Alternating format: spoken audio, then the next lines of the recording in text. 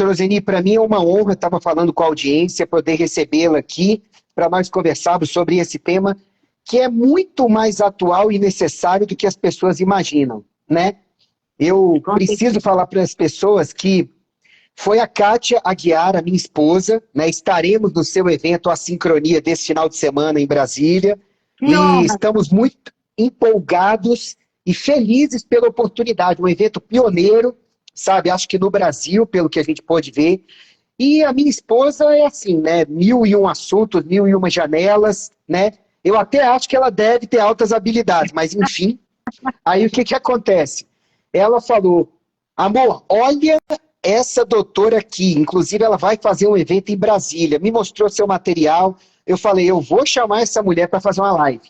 E aí, graças a Deus, a senhora aceitou, né, o convite. Então, me chame de Ícaro também. E aí, graças a Deus, você aceitou o convite. E eu tenho uma lista de perguntas para fazer aqui, porque esse é um assunto que me interessa muito, me empolga, e eu sei que a audiência precisa ouvir. Então, antes de mais nada, porque tem muita gente que me segue aqui, quem é a doutora Ozeni? E seja bem-vinda. Doutor Ícaro, eu também me sinto honrada, né? Como eu sempre falo, às vezes eu coloco bastante isso lá nos meus conteúdos, quão importante é a área da saúde buscar informações sobre superdotação.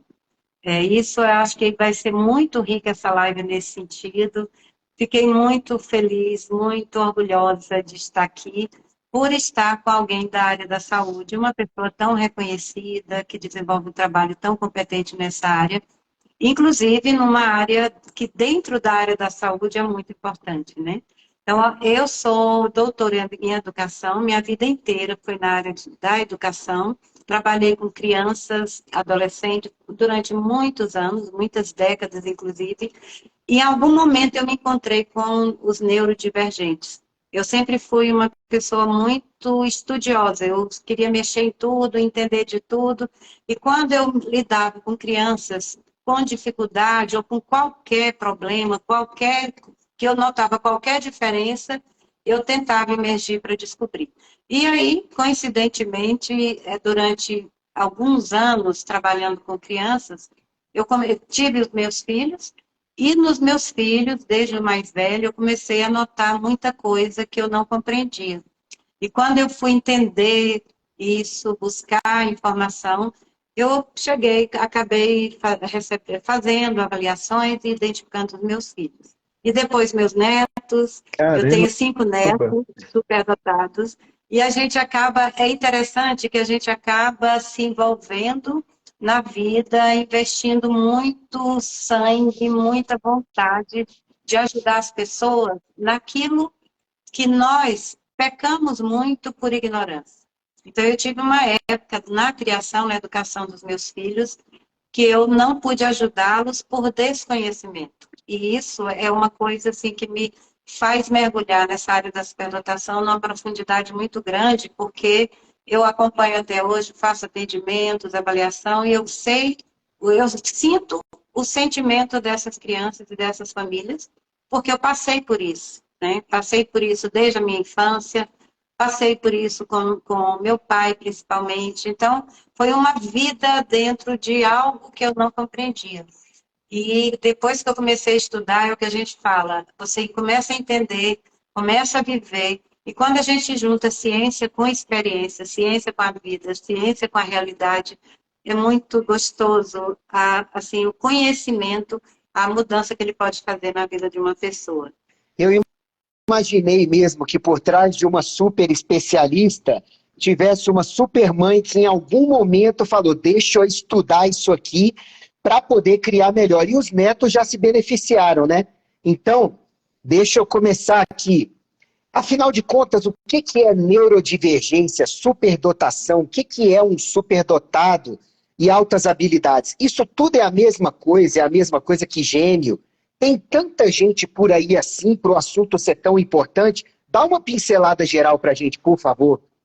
Tá, doutor Ícaro, é a base do conhecimento que a gente precisa ter. Conhecimento é informação, né? A gente fala conhecimento quando você emerge na ciência, mas a informação, ela já é muito importante. Quando nós falamos de neurodivergência, é uma coisa que eu quero deixar nesse espaço da sua área, que é a área da saúde, neurodivergência, neurodesenvolvimento não é doença. Por que que não é doença? É porque ele não pode e nem precisa ser curado. Então, a neurodivergência, quando eu descobri que a superdotação estava dentro da neurodivergência como uma condição do neurodesenvolvimento, o que significa é que dentro, no curso desse desenvolvimento, existe a presença de uma modificação cerebral. A fiação cerebral, a constituição, a fisiologia, as funções, tudo se modifica. E quando nós falamos de neurodesenvolvimento, que não pode ser curado, as pessoas começam a confundir com a superdotação, ou com um transtorno, ou que tenha CID. Por quê? Porque a superdotação, ela está nessa classe do neurodesenvolvimento. Nós temos uma categoria na população. E essa categoria é tremendamente maior do que se imagina. E, ao mesmo tempo, raro, quando se compara com todos, mas existe uma raridade que nós não conseguimos atingir 0,00 muitos décimos. Então, quando nós falamos da superdotação, ela é uma neurodivergência que está no cérebro, no mesmo lugar do autismo, né, que é o TEA, TDAH, dos demais transtornos, transtorno globais do desenvolvimento, transtornos específicos de aprendizagem, transtorno de ansiedade. Então, esses transtornos, eles estão no mesmo lugar.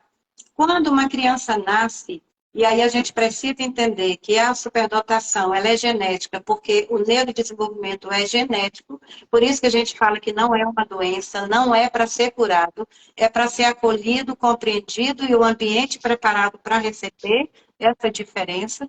Então, quando a gente fala isso, essa criança sai de uma gestação com essa genética, com essa modificação cerebral, existe uma mutação genética no cérebro, e como as outras neurodivergências estão no mesmo lugar, no primeiro contato que ela tem com o ambiente, pais, aí depois escola, coleguinhas, os pais já começam a notar essa diferença das crianças. E essa diferença, muitas vezes, se confunde com os sintomas do transtorno, porque está ali no cérebro, no sistema nervoso central. O que eu gosto sempre de lembrar é que nós aprendemos lá na escola que o cérebro comanda o corpo. E a neurodivergência, que é a superdotação, ela está no cérebro, na cognição. Então, a diferença dela para os outros transtornos é que ela está na cognição, potencializando essa cognição. E toda vez que existe um órgão que é aumentado para o tamanho daquele ser, de alguma forma aquele órgão provoca um transtorno, um distúrbio, uma bagunça, uma coisa diferente. Que não é doença, né? Transtorno é uma perturbação de funcionamento, não é doença, né? É uma atipia. Isso, quando eu me refiro que a transtorno, nem é tão bom a gente falar quando se refere à superdotação, porque já é muito confundido. Quando eu me refiro à neurotipia, a transtorno em relação à superdotação, eu estou falando de diferenças que não são sintomas. Então, nos transtornos, nós temos sintomas, porque os transtornos, para essa disfunção, existem abordagens, mas não são doenças, porque não tem cura. Não adianta buscar cura, ela é parte de você, fala de quem você é. Então, você vai ser um ser humano, uma pessoa que vai enxergar o mundo de uma forma completamente diferente. No caso da superdotação, o que potencializa essa forma de ver o mundo se chama intensidade. E essa intensidade, ela se extrapola, vamos dizer assim, em todos os sentidos, quando a gente vê toda a parte sensorial.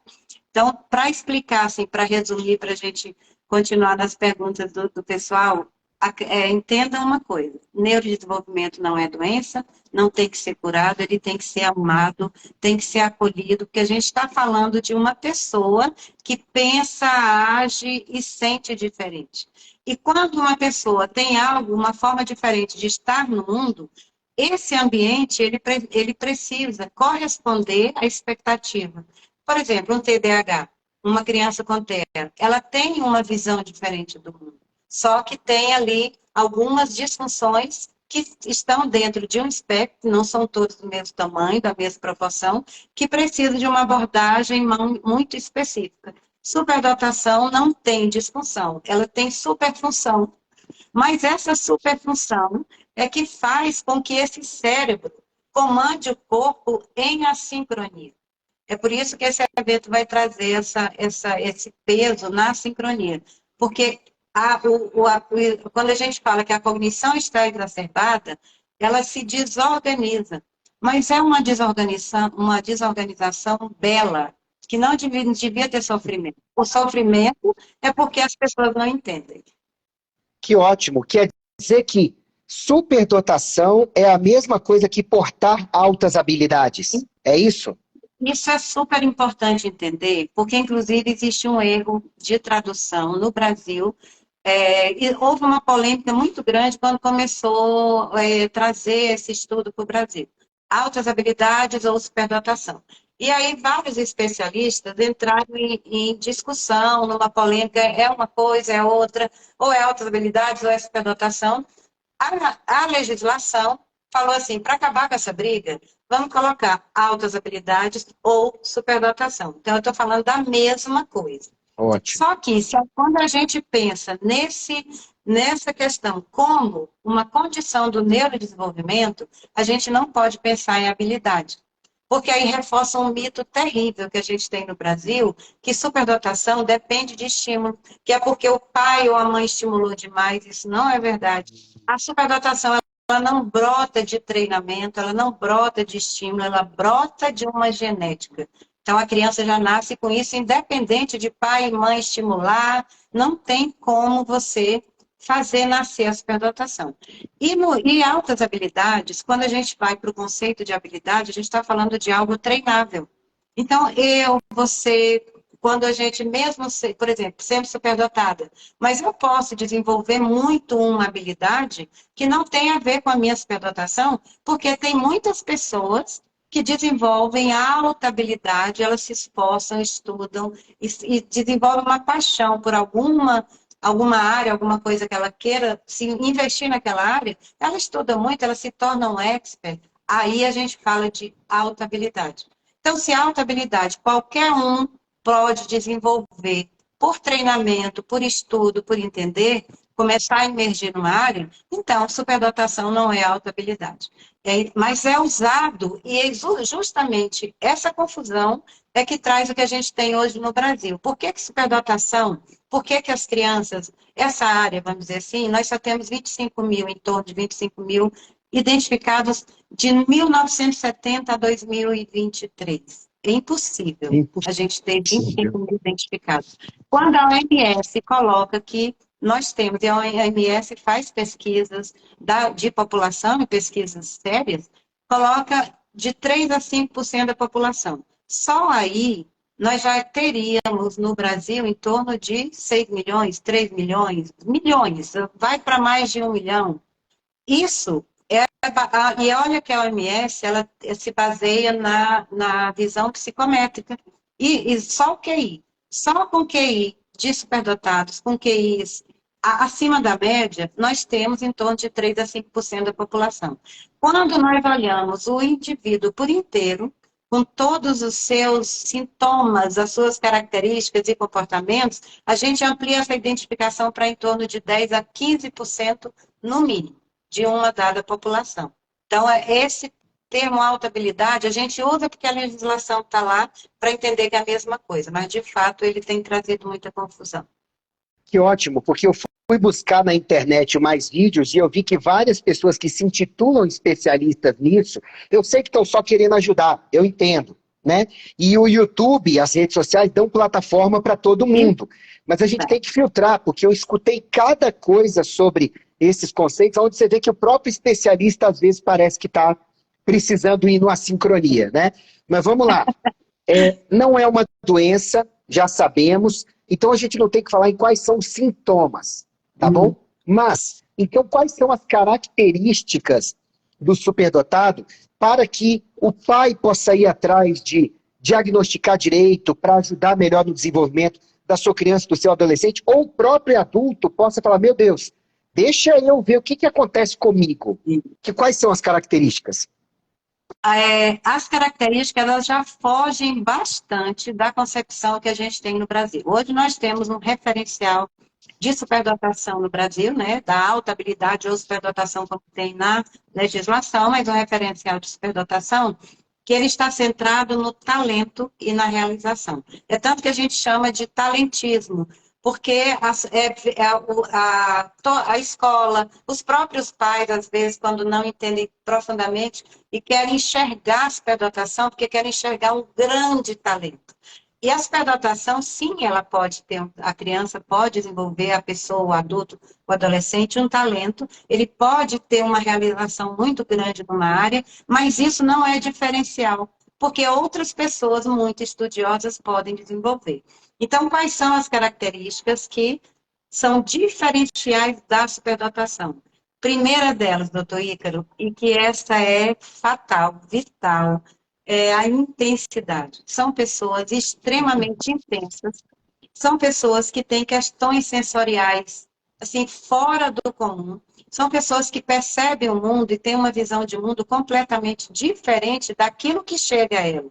Então, essa intensidade faz com que você, cada um dos superdotados, vamos dizer assim, olhe o mundo com óculos de realidade virtual. É como se a mente captasse todos os estímulos. Como não? Isso a neurociência já estudou o cérebro do superdotado e já confirmou. A mente capta os estímulos numa potencialização tridimensional. Então, a neurociência chama de um cérebro e uma mente tridimensional, porque você não vê o mundo em partes. Ele tem uma visão de mundo holística, uma visão de mundo assim, como se você tivesse um óculos 3D, você olha tudo exacerbado, e o impacto daquilo no corpo é muito intenso. Por quê? O processamento das informações, ele é de uma rapidez absurda, e essa rapidez com que você percebe e absorve a informação, não dá tempo do organismo se preparar para receber. Uma informação exatamente, é uma batida de carro, é como se você estivesse no engarrafamento, você começasse a correr, de repente você encontra um engarrafamento na frente e seu carro vai e bate. Então, não dá tempo de pensar. Inclusive, a neurociência coloca que no cérebro superdotado tem engarrafamentos. Chama, por exemplo, a sinapse de microcombustões. O organismo dessa pessoa metaboliza a glicose muito rápido para empurrar, jogar energia para esse cérebro, para ele viver, conseguir manter sua atividade metabólica, porque se não fizer isso, aí a gente começa a ter sintomas que são irritabilidade, crises emocionais, a gente chama de explosões emocionais. As crianças começam a gritar muitas vezes, começam a isolamento social, não querem ouvir, começam a sentir o barulho muito intenso, qualquer ruído pode atrapalhar. Então, por exemplo, imagine assim, que essa intensidade, que a gente pode dizer como uma característica base da superdotação, eu sempre gosto de falar que a superdotação é tudo uma dor, ela se transforma numa coisa. Tem criança que os pais colocam, ele bateu a cabeça no colchão da cama, saiu gritando, dizendo que ia morrer, me leva para o hospital, num choro insustentável. Então, tudo muito dói. Tem crianças que para cortar o cabelo, os couro cabeludo dói, para tomar banho, a água no corpo dói. Isso não acontece com todos, e é uma das coisas que a gente precisa deixar claro, que não existe uma caixa. A superdotação é um espectro. Ela não é assim, foi superdotado, identificou, está aqui, está na caixa, está todo mundo igualzinho. Cada um tem o seu perfil, a sua forma de sentir a superdotação. Ótimo. E existem duplos e triplos, que são raríssimos transtornos, né? Que, gente, a gente não está falando que transtorno é doença, é um desvio da chamada normalidade. Tá? Isso. Mas existem os duplos né? As duplas exceção, como o autismo junto com a superdotação, como a superdotação com TDAH, né? Como é que é isso?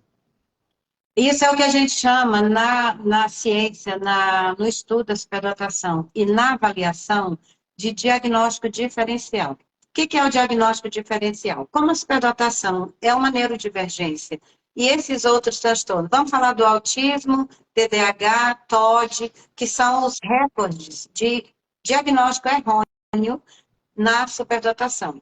Existe a associação, sim, mas tem muita confusão, exatamente por não dominar esse diagnóstico diferencial. Diagnóstico diferencial é quando a gente precisa entender o limiar da intensidade do superdotado. Esse limiar, ele botou o pezinho no transtorno, ele mergulhou no transtorno, ou ele simplesmente está apresentando características de funcionamento tão intensas, tão superestimuláveis, que ele, no comportamento, ele demonstra situações muito semelhantes ao transtorno. Então, isso é importante a gente entender para ver se... Então, a gente fala o seguinte, na associação de um transtorno com a superdotação, nós chamamos de dupla excepcionalidade. Dupla excepcionalidade, uma sempre é superdotação. Quando você fala dupla excepcionalidade, é porque naquele limiar, no espectro da superdotação, a intensidade já não é só mais característica, ela é um sintoma de algum dos transtornos. Só que esse sintoma, ele não aparece. Não é porque o superdotado é intenso, não é porque ele é superestimulável, não é porque o volume cerebral dele é maior e a eficiência cognitiva aumenta e isso traz condições diferentes para o corpo, que virou um transtorno. O transtorno, ele não se transforma assim. Excitabilidade, superdotação vira transtorno. Não vira. É porque aquela criança já nasceu com dupla excepcionalidade. Ela nasceu superdotada e com um transtorno associado a essa superdotação. Entendi. Quando isso acontece, qual é o diagnóstico diferencial? Quem comanda? Qual é o diagnóstico de base? Quem é o dominante? A superdotação ou é o transtorno? Porque isso diz muito da educação dessa criança. E desse adulto, Sim. desse adolescente. E como a senhora bem disse, eu inferi aqui, me corrija se eu estiver errado, que o superdotado que não tem uma lida adequada com a condição dele, um ensino um pouquinho, né, adequado na escola, uma educação mais adequada, ele pode ir para o polo de transtornos e sintomas por não estar recebendo o que deveria, né, da melhor forma possível. Né? Isso poderia gerar transtornos e sintomas, mas porque, de repente, poxa, os pais ou a própria pessoa não estão sabendo lidar com isso. Né? Daí a importância de identificar e dar o adequado. Então, vamos voltar para como identificar. O que mais que tem além da hipersensibilidade? Nossa, você falou uma coisa aqui muito, muito, muito, muito importante. E que os pais precisam entender, principalmente os pais, porque os pais são os únicos defensores, eles não conseguem fazer isso sozinhos. Então, quando nós falamos, quando o ambiente não contribui, por exemplo, doutor Igor, um exemplo bem prático. Você tem uma criança cega na sua turma, na sala de aula, ou você tem um filho cego. Se você não fornecer condições para que ele tenha, por exemplo, acesso ao braille, ser alfabetizado, conhecer o mundo do letramento através do braille, ele vai ficar sem condições de sobreviver bem, porque ele cortou o acesso total àquela criança, porque a visão do cego é o braille. No superdotado é como se fosse isso. Então, a criança, ela entra numa escola numa expectativa absurda, porque a cognição, ela já vem trazendo várias questões de ver o mundo diferente, e muitas vezes, quando os pais são neurodivergentes, eles não percebem diferença no filho, porque eles acham que eles são medianos, que aquilo é igual a todo mundo, porque é igual a eles. Então, geralmente, pais neurodivergentes, eles identificam o filho bem mais tarde. Porque eles não conseguem enxergar a diferença. Por que não conseguem enxergar a diferença? Porque eles usam os mesmos óculos. Eles são iguais, eles estão vendo o mundo da mesma forma. Então, eles olham assim, não, meu filho não tem nada. Mas é porque ele também é neurodivergente. Isso os estudos também já trazem. Então, quando a gente coloca que a criança está demonstrando sintomas de transtorno e ela não tem uma identificação de dupla excepcionalidade, não é sintoma de transtorno, são sinais de crianças que não estão sendo atendidas. Elas não Ótimo. estão recebendo aquilo que supre a necessidade. Quer ver um exemplo bem, assim, muito fisiológico? A criança superdotada, o adulto superdotado, o adolescente superdotado, ele tem uma atividade metabólica enorme, porque o cérebro é aumentado. E isso não é doença, isso é funcionamento. Isso faz com que ele tenha muita necessidade de glicose. O organismo processa essa glicose que entra muito rápido. Em determinado momento que uma criança tem uma explosão emocional, pode ter sido que a glicose, o corpo falou, cara, não tenho mais, acabou. Aí a criança entra em colapso. É, entendi. Exato. Por isso que a identificação é muito importante para você entender que não é um transtorno. Porque se fosse transtorno, tinha nascido com ele, e certamente uma criança que nasce com transtorno, mesmo associado à superdotação, esse transtorno é visto como uma coisa que está muito diferente, inclusive de uma superdotação. Então, vou botar um resuminho aqui para apimentar a discussão. Ah, Aquela criança, adolescente ou adulto que de repente não está indo bem na criança, na escola, ou dá trabalho em casa, ou no trabalho mesmo, pode ser um superdotado, eventualmente, que não está conseguindo interagir com o ambiente ou ser tratado como deveria pelo ambiente. Razoável? é razoável, não, perfeito. Por que que isso é perfeito, o que você falou? Quando você tem uma plantinha que começa a murchar, e daí ela começa a querer morrer, aí você vai lá, beija, trata bem, dá muito carinho, que a gente sabe que as plantas também sentem, né? Dá muito carinho. Se você não tratar o terreno para nutrir esse terreno, essa planta vai morrer. O que esse cérebro superdotado, o que essa pessoa precisa, é de um ambiente acolhedor. O que é um ambiente acolhedor? Aceitar suas diferenças, aceitar suas explosões, aceitar sua rigidez, aceitar sua necessidade de se isolar de vez em quando, aceitar seu cansaço, que a sua energia é sugada quando você está no ambiente social. Então, isso a gente sempre coloca que a criança superdotada, ela não tem que ser consertada, ela não tem que ser mudada, ela não tem que ser escondida porque ela está apresentando coisas que socialmente não são aceitáveis, por exemplo, uma explosão emocional, ou então, isolada, ela olha para o seu amigo em casa, traz um amigo para casa, o filho olha, não quer ver, não quer participar de festa de família, e os pais ficam envergonhados ou sem jeito de explicar, e isso tem que ser aceito. Essa criança é diferente, precisa entender qual é essa diferença e precisa acolher essa diferença. E sabe como é acolher a diferença? É assumir essa diferença. Por exemplo, eu sou uma pessoa altamente camuflada. Eu passei muitos anos camuflada, eu sofri demais com isso. Eu fui aceitar há muito pouco tempo, depois que eu vi o risco que a camuflagem tem trazido para pessoas superdotadas. Então, eu não falei, não dá, a gente tem que realmente... E é o que eu falo, a gente precisa mostrar para o mundo que nós existimos, que Sim. nós não somos ETs, que são pessoas que só têm uma diferença cerebral. Então, as pessoas superdotadas, as crianças superdotadas, elas não têm culpa de ser assim. Muitas escolas se conflituam com elas, tratam assim, sem compreender, eu não quero seu filho aqui, está muito difícil, eu não sei o que fazer com ele. Essa rejeição, ele carrega para o resto da vida.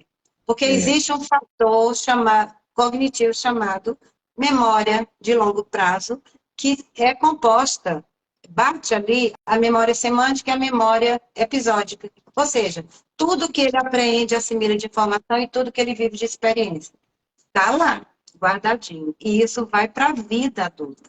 Então, a gente tem que ter realmente muito cuidado com como o ambiente vai acolher essa diferença. Sabe, a senhora falou de metabolismo cerebral e o estudo da minha vida, de mais de 23 anos, é sobre hábitos saudáveis de vida. E a gente sabe que o cérebro é um órgão hipermetabólico. O cérebro está aí, no dia a dia, gastando 20% do oxigênio que é respirado, gastando 20% a 30% dos metabólitos, nutrientes e companhia. Mas o cérebro estressado, e eu calculo que do superdotado também, pode chegar a gastar 50% só com ele. Se não der suporte para isso, vão surgir transtornos, né, doutora? Porque esse cérebro precisa ter suporte. E eu fico triste quando eu vejo o tanto de criança hoje em dia que não é estimulada a tomar água direito, toma pouquíssima água e o cérebro é 72% de água, não come direito, quer dizer, é botar combustível ruim numa Ferrari, né? Isso. Não respira direito, as crianças não aprendem respiração, como em vários outros países elas aprendem. Não dorme direito, fica até tarde no celular, no computador, no outro dia acorda cedo, não é incentivado a fazer exercícios. Enfim, são vários hábitos de vida que eu até explico no meu trabalho, depois eu faço questão de presentear a senhora com algum dos meus livros, porque eu vejo que as pessoas precisam também melhorar como elas cuidam do cérebro como órgão físico, né, doutora? Perfeito. É isso. E É assim, isso. O cérebro, diga, pode falar. não, por favor, o cérebro. Não, é só para reforçar isso, que esse volume aumentado, ele aumenta a eficiência. Quando tudo que aumenta a eficiência, cai naquilo que você falou muito bem, precisa de combustível, precisa de nutriente. E esse nutriente tem que ser de qualidade e não de quantidade. Porque um nutriente de qualidade vai ajudar esse corpo a colapsar. E o nutriente de qualidade, o de quantidade, o de qualidade é que vai reunir, trazer uma certa harmonia para isso. Então, por incrível que pareça, toda essa desregulação que parece que o superdotado tem, ela está muito na questão da saúde física. Tem estudos que já comprovaram que existe uma reação neurofisiológica muito intensa, cérebro-corpo, aí vem o hipercérebro e hipercorpo, e essa relação traz, inclusive, doenças autoimunes Caramba. causadas por essa questão neurofisiológica da superdotação. Alguém já perguntou aqui, era uma pergunta que eu tinha anotada aqui. Olha só, qual é a diferença do gêniozinho, do muito inteligente para o superdotado? Qual é a fronteira? Porque, por exemplo, eu conheço o caso de uma pessoa que teve um teste de QI de 143 ou 148, sabe? E aí, não teve o teste específico de superdotação, tá? Pelo menos há muito tempo atrás, e ficou com isso na cabeça. Nossa, um QI muito alto. E uma criança, um adolescente que recentemente teve o diagnóstico de 130, 133, que é alto para um adolescente. Quer dizer, só por esse número, depois de testes, dá para dizer alguma coisa? Ou a base é fazer qual teste para o diagnóstico, doutora? A primeira coisa importante para a gente saber, não existe teste específico para superdotação. Não existe. No Brasil, no exterior, não existe. Como é que são usados esses testes? Esses testes, eles medem o metabolismo cognitivo.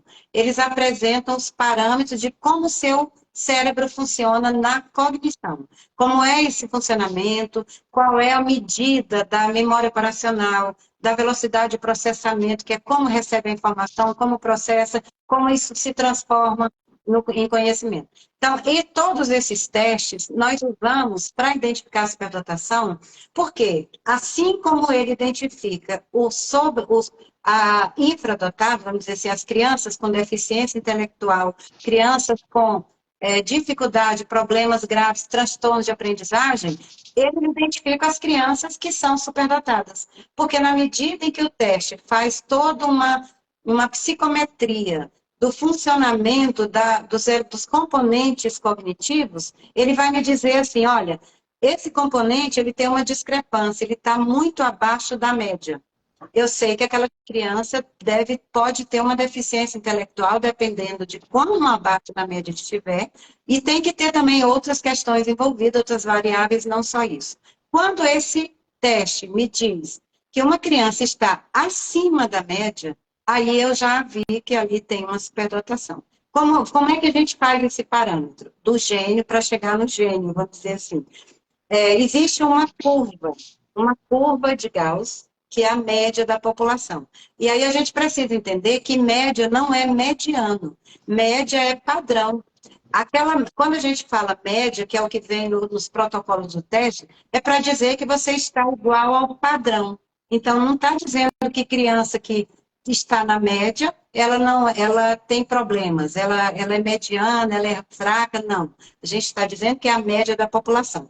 Os testes, eles comparam a criança que foi avaliada por ser diferente e tem todo um histórico que pode ser superdotação, com a média da população. Que população é essa? Todas as crianças que têm a mesma data de aniversário, nasceram ali próximo ou com a mesma data de aniversário, e que têm os marcos de desenvolvimento comum, padrão, a gente fala dos manuais de pediatria, e aquela criança nasceu, que está sendo avaliada, ela quando nasceu, as outras continuaram naquele marco médio, e essa aqui disparou, que nem uma Ferrari. E ela disparou vários anos na frente daquela criança. Essa é a base da sincronia. Então, por exemplo, eu tenho um filho, um exemplo, né, que eu estou dando por hipótese, hipotético. Se eu tenho um filho que nasceu hoje, nessa data de hoje, muitas crianças no mundo nasceram também hoje, ou amanhã próximo. Aí os pediatras começam a medir os marcos de desenvolvimento e eles seguem um padrão. E aí, de repente, eles começam a ver que essa criança, que esse meu filho que nasceu hoje, ele está com marcos de desenvolvimento de uma criança de 3 ou 4 meses, sendo que ele não tem nenhum mês. Aí começa a saga da criança superdotada, porque ela já nasce na frente. Nós temos estudos de Terma, de 1938, que ele estudou profundamente a genética e já disse que todo superdotado ele nasce no mínimo 3 anos na frente da média. E aí a gente vai chegar no gênio dessa forma. Por exemplo, descobrir que essa criança aqui está fora da média. Ela não está no parâmetro da população. Qual é o parâmetro que a OMS definiu para a população brasileira? QI 83. A média da população inteira e define com muitas variáveis, cultura, alimentação, tudo, QI 83. Estados Unidos está em torno de 108. China, 128, por exemplo. Brasil, 83. Então, a média está entre 83, porque tem o que a gente chama dos índices que nunca é exatamente, tem uma diferença, né? Essa média está entre 83 e 99 para 100. Então, quando o QI bate 100, ele está na média da população. Passou de 100, entrou no espectro da superdotação. E aí, Entendi. a gente vai começar a comparar essa criança não mais com a média, mas com a população onde ela entrou. Ela abriu a porta ali de uma nova população. Só que tem uma coisa importante, ela não descobriu aquilo na hora do teste, ela nasceu assim. Então, se uma criança pontua um QI de 143, ela foi um bebê com QI de 143. Então, esses anos de vida de uma criança, até quando ela é avaliada para ser reconhecida e para receber o que ela precisa, foi de muita luta. Uma luta interna, essa luta interna que eu vou colocar na sincronia, uma luta interna muito intensa, por quantos anos ela não foi reconhecida. O que é o gênio que a gente fala? No Brasil, nós não usamos o conceito de gênio para criança, ou seja, para determinada idade, porque gênio está dentro de uma literatura que diz que é sempre aquele ser humano, aquela pessoa que foi um divisor de águas na humanidade. Descobriu uma coisa que mudou o curso da humanidade. Tipo, vamos supor, Einstein descobriu a teoria da relatividade, que trouxe uma contribuição absurda. É um gênio que quebra, ele realiza uma disrupção. Para chegar nisso, para um superdotado, e como o gênio está no contínuo da superdotação, para um superdotado conseguir esse nível de disrupção, para ele mudar um curso da humanidade, ele não pode ser chamado de gênio agora. Ele não pode ser recebido nesse mundo como um gênio, porque ele vai receber uma pressão absurda sobre a cabeça dele, que vai receber sobre os ombros o peso de mudar uma humanidade. E isso não se dá para uma criança. Então, a questão dos parâmetros entrou no espectro, 100, aí subiu 110, 112, 115. A gente vai vendo aonde essa criança chega. Passou de um determinado parâmetro, que a literatura internacional, ela coloca que para a gente dizer que existe um espectro espectro da genialidade. O que é espectro da genialidade? Essa criança tem uma potencialidade profunda para uma realização futura. Aí esse espectro vai dizer para você que ela está medindo, tem uma medida, um parâmetro ali, que ela tem uma potencialidade a ser desenvolvida. Só que isso não, ela nunca vai chegar nesse lugar exatamente por causa da incompreensão do ambiente, da educação. Entendi. E às vezes até dos pais. Para a próxima pergunta, eu vou ter que abrir um pouquinho da caixa aqui, que a gente estava conversando se eu abri ou não antes da live. A minha próxima pergunta é: o que o adulto, e principalmente os pais, devem fazer uma vez suspeitando de superdotação? E eu vou dizer para vocês, para evitar sofrimento para os filhos de vocês. Eu vou dizer por quê. Eu sofri. O que aconteceu foi que, quando eu era criança, eu tive, no primeiro grau, mais de 15 honra ao mérito e não tirava nota baixa. Eu sofri muito bullying durante vários anos na escola, no primeiro grau. Quando chegou no segundo grau, não foi diferente. Sofri bullying por pelo menos uns 2 anos, tá? E aquilo foi muito doloroso mesmo. E muitas vezes eu me perguntava, o que eu tenho de errado? O que eu enxergo de errado no mundo, né? E aí, por fim, eu fui mais feliz quando no terceiro ano eu virei e falei, quer saber? Eu vou fazer vestibular para medicina, deixa eu focar nisso aqui. E eu vi que quando eu deixei de lado a opinião dos outros e abracei o que eu queria, foi que os outros começaram a vir, vem cá, me ajuda aqui, tudo bem. Aí, eu nunca vou esquecer isso. Na fila de alistamento militar de 18 anos de idade, estava um dos caras que fez bullying comigo, lá no segundo grau, na mesma fila, 18 anos. E a gente ia entrar para fazer o teste, ele, e aí, tudo. Não, a gente começou amenidades. Eu lembrei, caramba, esse cara, junto com outros, me fez sofrer tanto, mas não faz mais. Tudo bem. Eu entrei, fiz o teste, por isso que eu falei tanto do 143. E aí, no teste da aeronáutica, que era classificado como era individual só para cada um, saiu 143 ou 148, não lembro a cifra agora. E eu guardei esse número para mim. Só que continuei tendo algumas coisas na minha carreira, na faculdade, tudo, que simplesmente eram assincrônicas, sabe?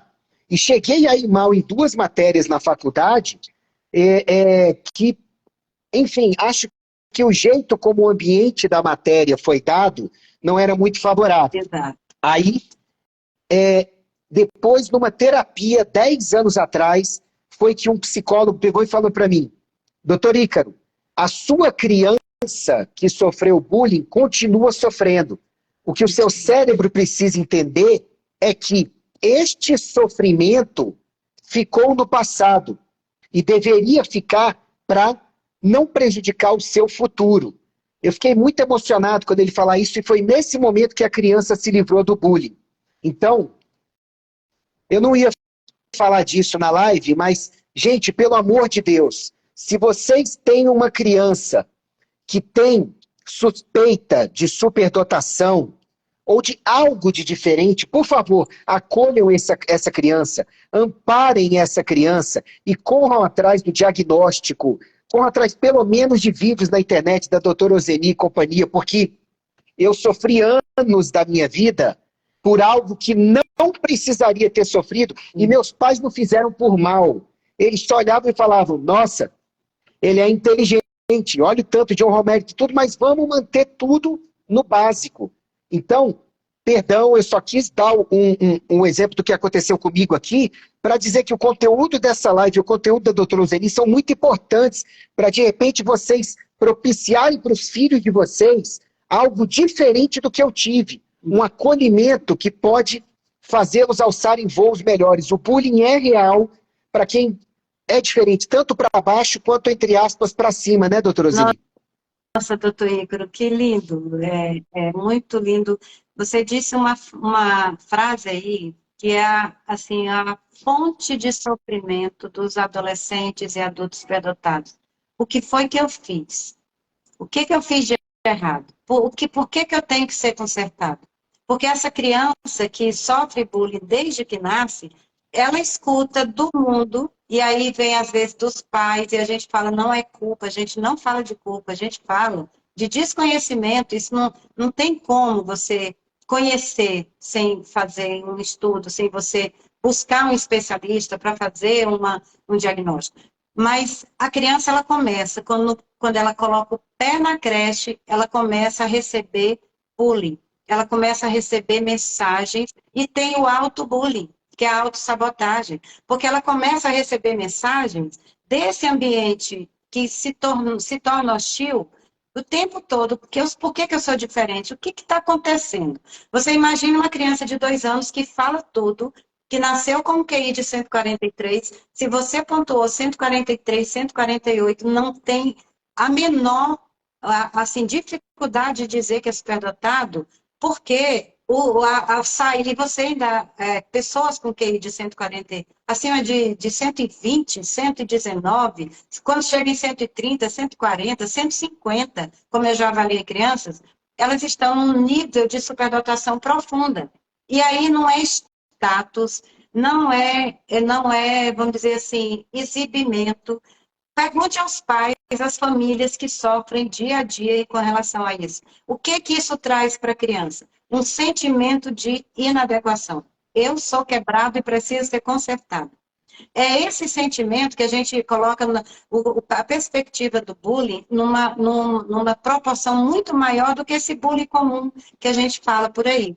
Porque, às vezes, do próprio pai e da mãe, a gente sofre bullying e eles fazem por amor, porque eles acham que estão transmitindo uma educação que eles receberam e, na verdade, eles estão dizendo para a gente, olha, não usa isso, não faz isso. Por exemplo, se você diz para o seu filho, meu filho, você precisa fazer o dever de casa, porque na escola todo mundo faz, e você não pode ser diferente, você está praticando bullying com seu filho. Você sabe o que essas crianças pensam isso há décadas? Meu pai, minha mãe não acreditam em mim, eles não me aceitam e eles estão dizendo para eu me encaixar no mundo. Isso não é nada mais do que um bullying, no sentido abrangente. Então, é muito importante, reforçando o seu apelo, quando notar que seu filho é diferente por alguma razão, porque ele pode ser diferente pela superdotação, pela dupla excepcionalidade, por ele ter um componente de eficiência cognitiva com alguma disfunção, e que isso pode trazer um problema na vida também, ele precisa saber disso. Os pais precisam saber, porque é só quando a gente conhece o sistema que a gente sabe operar sobre esse sistema. Então, você precisa conhecer o seu funcionamento, o funcionamento do seu filho, para você saber lidar com esse funcionamento e, primeira coisa, entender que isso fala de você. Isso não fala do que você faz, fala de você. E você mesmo é testemunha viva de você mesmo, que isso trouxe muito sofrimento, isso traz terapia, isso pode trazer uma medicação desnecessária, não que a medicação seja errada, mas que ela poderia não ser usada. Ela poderia Sim. muito ser evitada. A gente tem, doutor Ícaro, isso eu preciso dizer, no ambiente da área de saúde, que nós temos hoje no Brasil um problema grave de saúde mental pública entre estudantes de superdotados. E isso vai da creche à universidade. Porque tem estudante passando por bullying e por outros níveis de sofrimento na pós-graduação, na graduação, no ensino médio. Então, são pessoas que carregam isso da infância até a idade adulta. Então, a gente... Imagine, doutora, que eu, como médico, pego esse tipo de transtorno e quando você descasca a cebola, tira camadas do transtorno, imagina, eu não sou psicólogo. Eu falo, você precisa ir num psicólogo, num neuropsicólogo, porque acho que tem mais aí, e de repente, já falei isso para vários pacientes, não é uma coisa ruim, é uma coisa boa, mas que não está sendo bem lidada. E olha, a gente precisa agora, para terminar a live, que infelizmente está terminando o tempo, o seu post de hoje, ele me pareceu assim, você pegar um ser alado, um anjo, com asas exuberantes, lindas, maravilhosas, e você ir lá e cortar as asas, que é o quê? São os pais que muitas vezes, eu sei que não querem fazer o mal, querem poupar a criança de bullying e tudo. Criam de maneira normal, quer dizer, sem ver o que precisa, não é questão de querer, precisa Exato. ser feito com diferença na criação daquele filho, sabe? E fazem com que ele aceite o que tem como um rótulo negativo, e fale, ó, se adeque à escola onde você está, ao grupo de amigos onde você está. Isso me fez lembrar daquele filme Gênio Indomável. A senhora assistiu, né? Isso. Eu lembro, aquele filme, quando eu assisti e falei assim, gente, tem alguma coisa nesse filme que me perturba. Eu chorei com o final do filme. Porque o cara trabalha na construção civil, né? Não sei se a senhora lembra o personagem do Matt Damon, e o personagem do Ben Affleck, que ia todos os dias na casa dele, bater na porta para levá-lo para o trabalho. Ele fala, eu sonho com o dia que eu vou bater nessa porta e você não vai atender. Sabe por quê? Porque você foi alçar voos maiores. Ele era um superdotado que precisava de terapia, de oportunidade para ir muito acima, né? Aquele filme, todos os pais de superdotados e pessoas que acham que tem deveriam assistir, não é, doutora? E a Gente, criação normal para o superdotado. Fale, por favor, disso, pelo amor de Deus. É isso que a gente quer dizer. A superdotação é uma força indomável da cognição, porque ela está dentro de um cérebro aumentado, uma eficiência aumentada que traz esse impacto. E eu peço muito isso aos pais, reforçando o seu apelo. Não normalizem a diferença. Não normalizem o diferente. Porque quando você tenta normalizar o diferente, você está dizendo para ele, você é quebrado. Você precisa ser consertado. Existe uma doença em você, existe uma inadequação. Você está errado nesse mundo. Então, a gente precisa olhar a diferença do jeito que ela é, porque ela fala de como o seu filho é. E não aceite a escola tentar normalizar a diferença dele. Porque na medida que a escola faz isso, ela está quebrando o funcionamento. É como se ela pegasse o cérebro do seu filho e pegasse a chave de fenda para mudar tudo do lugar, e isso vai deturpar toda uma vida. E a escola, gente, não faz isso por mal também. Assim como os pais, a escola não faz isso por mal. A escola também tem muitos desafios. Mas o problema é que a escola não alcança o conhecimento correto. É o conhecimento daquele gênio que aparece na TV, daquele gênio que sabe as bandeiras. Superdotação não é isso. Isso é talento acadêmico. Existe uma superdotação nisso? Pode ou não pode existir. Então, a gente precisa diferenciar talento de superdotação. Existe superdotado talentoso. Existe talentoso com superdotação. Mas existe também superdotado que não tem talento desenvolvido e talentoso que não é superdotado. Então, a gente precisa entender, superdotação é uma intensidade no seu modo de receber o mundo, de perceber o mundo. E essa intensidade deixa você totalmente vulnerável.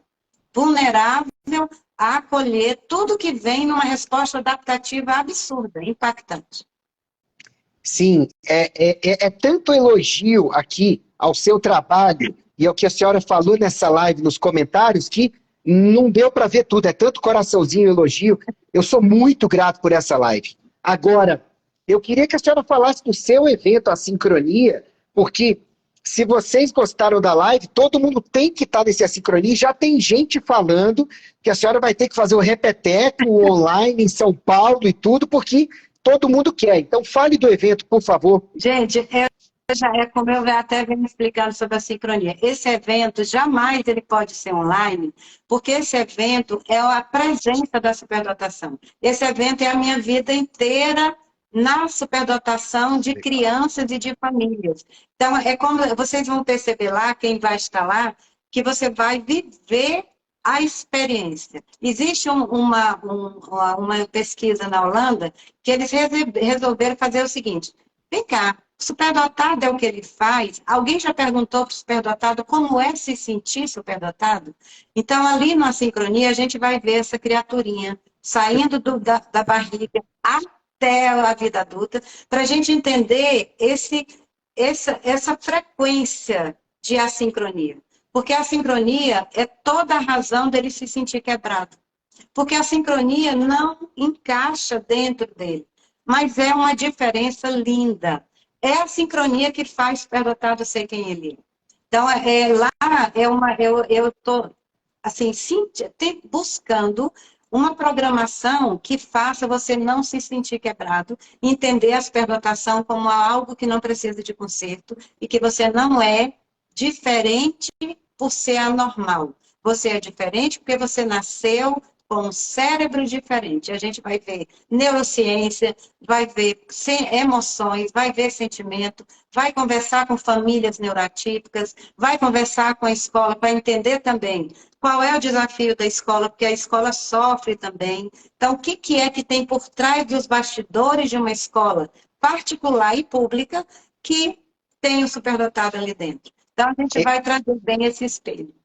Eu tô emocionado com esse evento, porque eu nunca vi algo assim. Eu estarei lá, a Kátia e eu estamos inscritos, a Kátia está na live, minha amada esposa.